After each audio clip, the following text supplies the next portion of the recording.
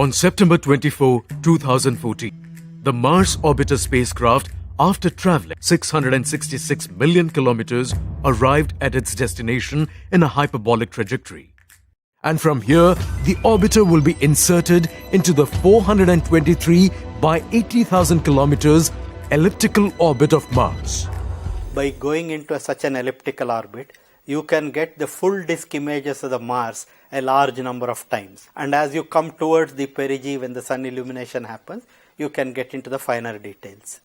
Mars orbit insertion is a very critical maneuver, which will be carried out with the combined visibility of 70 meters ground antennae located at Canberra and Goldstone, and the onboard medium gain antenna.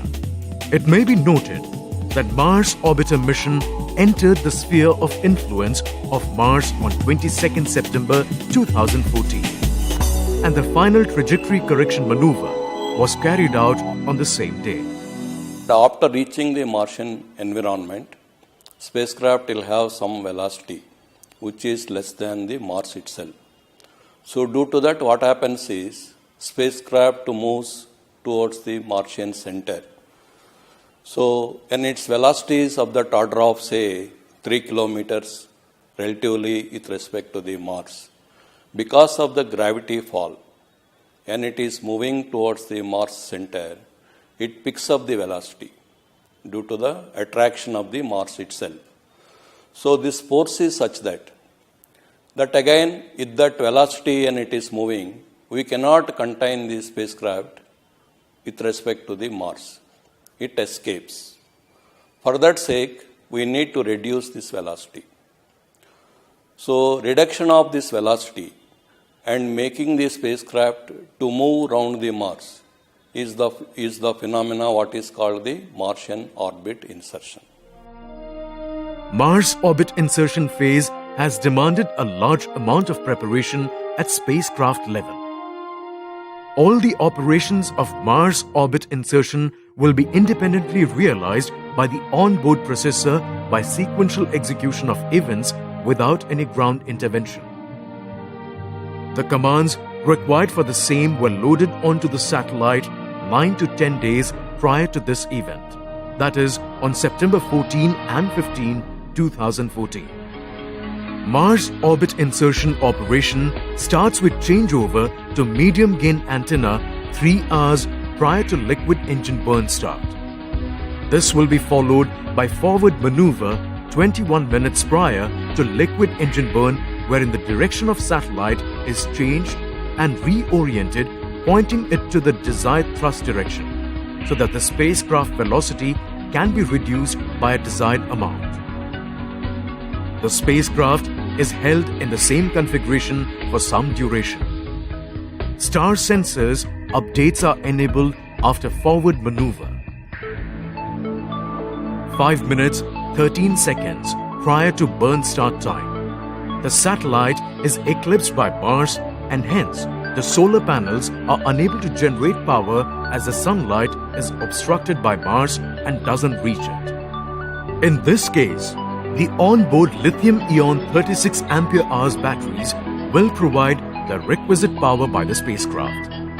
However, the spacecraft is still in the line of sight of Earth and will receive data from it. Thus, 5 minutes 13 seconds into eclipse, the actual burn start event will occur.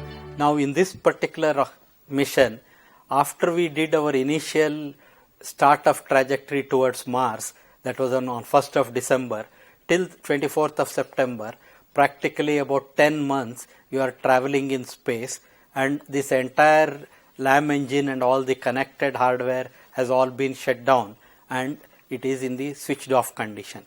So one of the doubt that always comes to one's mind is, when you restart the LAM engine, will it start?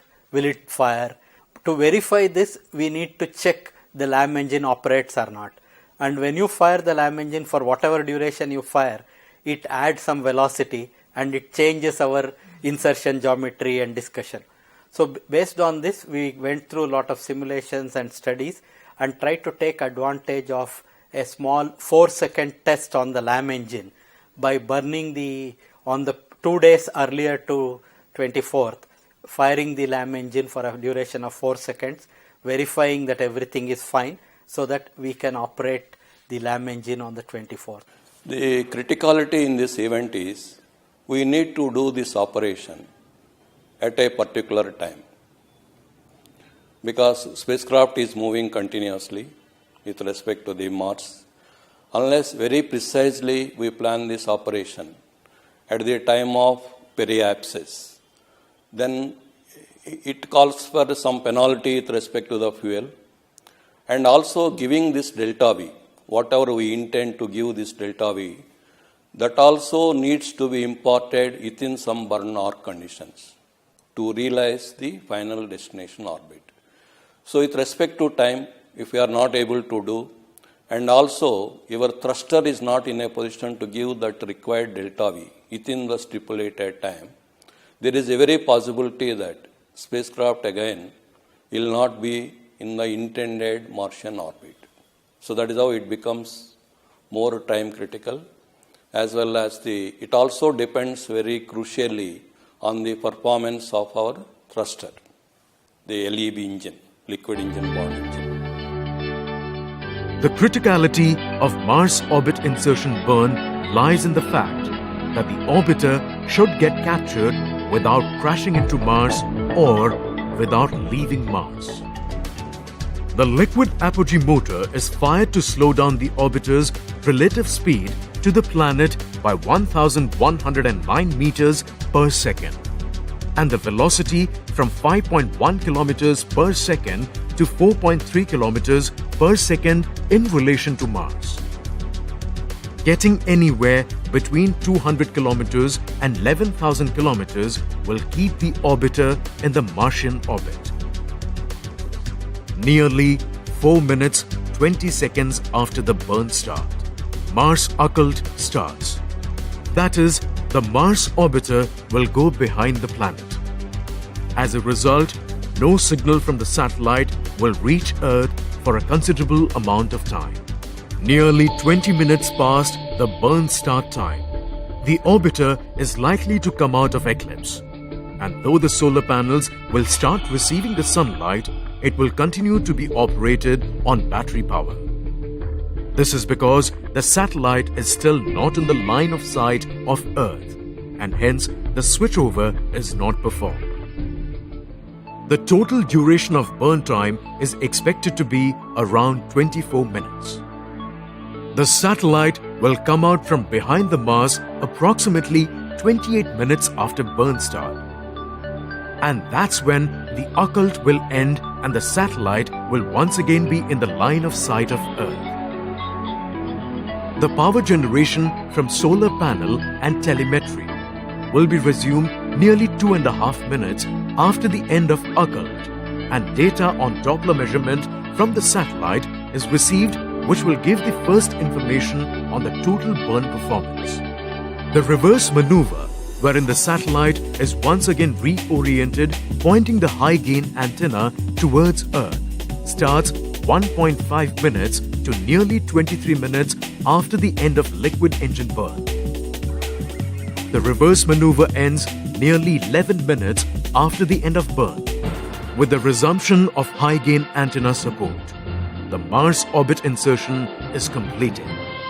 Thereafter, in the next 2 hours, the health parameters of the spacecraft will be verified, and the sequential operationalization of its 5 payloads will be carried out over a period of few days.